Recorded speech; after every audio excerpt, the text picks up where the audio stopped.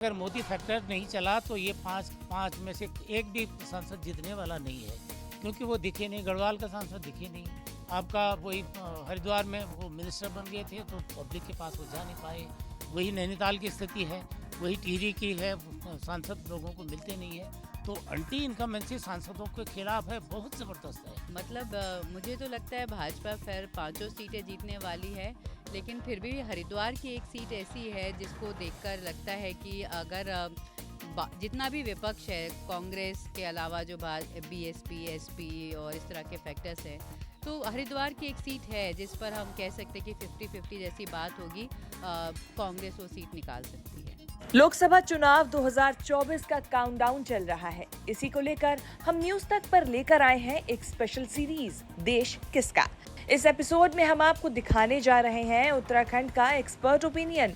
राज्य की सियासत पर पकड़ रखने वाले वरिष्ठ पत्रकार बताएंगे कि 2024 के चुनावों में किसका पलड़ा होगा भारी, कौन जीत सकता है कितनी सीट। साथ ही हम इसी वीडियो में पिछले चुनावों के आंकड़े और मौजूदा विश्लेषण भी दिखाएंगे।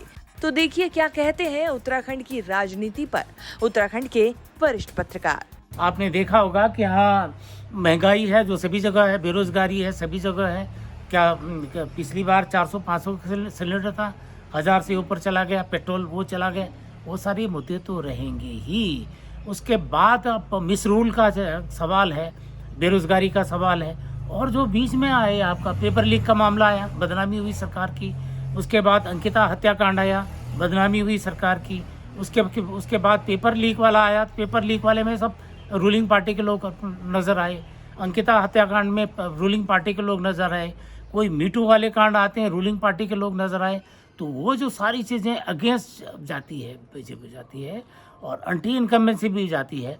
एक तो पिछली बार तो उसमें बच गए, इसमें कैसे बचेंगे। तो वो स्थिति आप ये कह रहे हैं कि पिछले 5 के 5 सीटें उत्तराखंड से बीजेपी जीतेगी।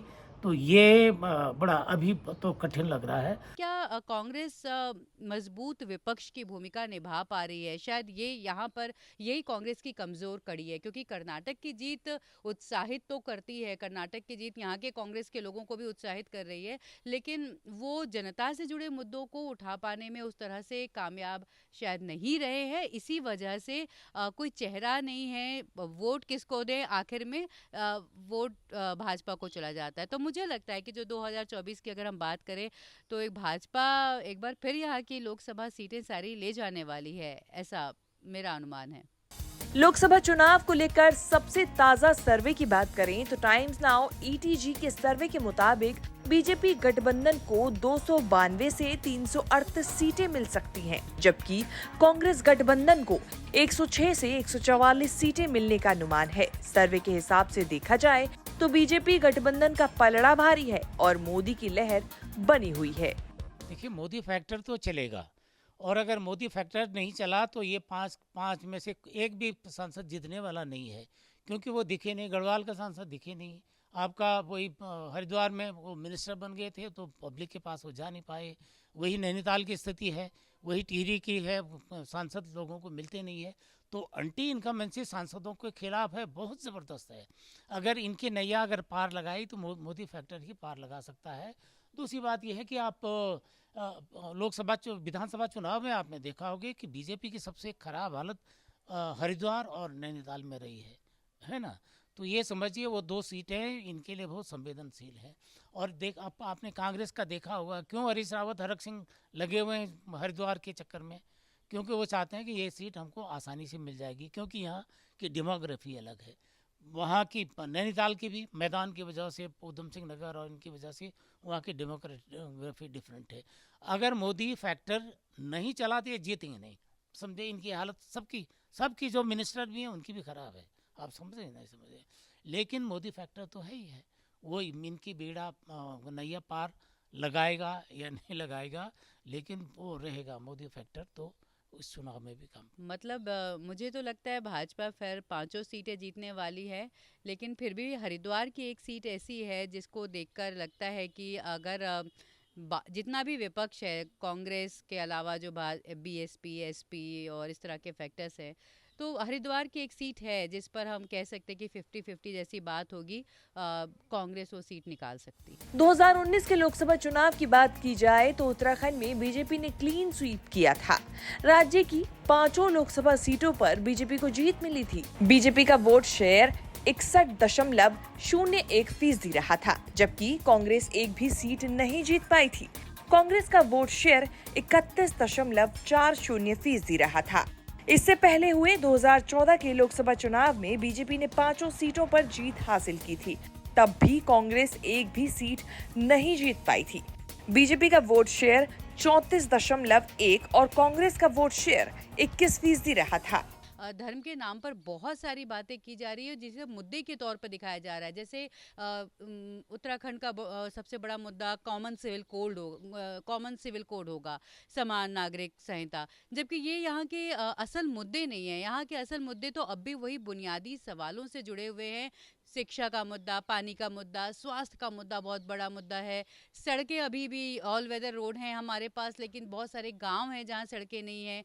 सड़कों के लिए बहुत विरोध प्रदर्शन हुए, सीमांत गांव में विरोध प्रदर्शन हुए सड़कों को लेकर। तो जो असल मुद्दे हैं उनको हम नहीं टच कर रहे हैं, क्योंकि कहीं ना कहीं वो वोट बैंक को प्रभावित करेंगे। तो हम वोट लेने के लिए युवाओं से किस तरह का संवाद कर रहे हैं, वो सारा संवाद धर्म के नाम पर है, हिंदुत्व के नाम पर है। और ये भी कह सकते हैं कि पहाड़ की जनता शायद इसी मुद्दे पर अंत में जाकर सारे मुद्दे एक तरफ हो जाते हैं और वोट जो है धर्म के नाम पर पड़ता है। 2022 के विधानसभा चुनावों की बात करें तो बीजेपी ने 47 सीटें जीतकर सरकार बनाई थी।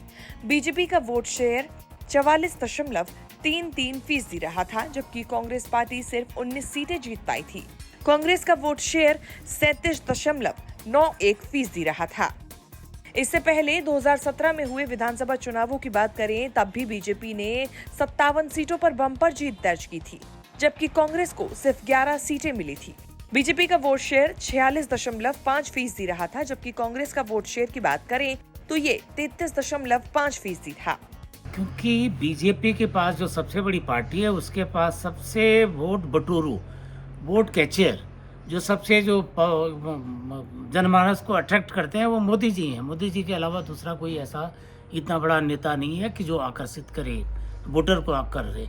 तो इसी वजह से वो जब भी बात आती है तो जो लोकल मुद्दे हैं उनको डाइवर्ट करने की कोशिश करती है, बीजेपी करती है, ताकि मोदी जी के नाम पर, कि यहाँ तक कि ग्राम प्रधान के चुनाव में भी मोदी जी का नाम लिया जाता है, नगर निगम के चुनाव में भी मोदी जी का नाम लिया जाता है। तो आप समझ सकते हैं, क्योंकि जो स्थानीय मुद्दों पर बात आएगी तो फिर उनके लिए भारी पड़ जाएंगी। वो एंटी इनकम्बेंसी की बात आती है। पिछली बार भी क्या हुआ, वही तो हुआ।